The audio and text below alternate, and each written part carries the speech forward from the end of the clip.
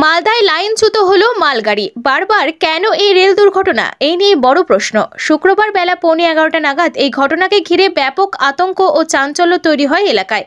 NJP থেকে কাটিহার যাওয়ার সময় মালদার হরিশ্চন্দ্রপুর 2 নম্বর ব্লকের কুমোদপুরে মালগাড়ির 5টি বগি লাইনচ্যুত হয়। ঘটনার খবর পেয়ে কাটিহার ডিভিশন থেকে রেল আধিকারিকরা ঘটনাস্থলের উদ্দেশ্যে রওনা দিয়েছেন বলে খবর। 5 को बोगी उतरा है, 5 को बोगी कुमेदपुर में 151 नंबर पॉइंट।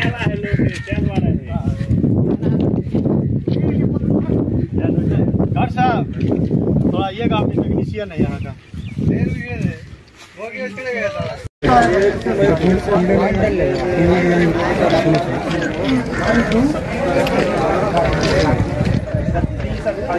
हाँ ना, दोनों लाइन ब्लॉक हो गया।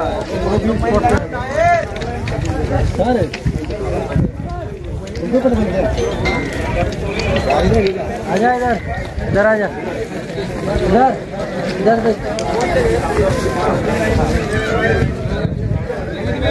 इधर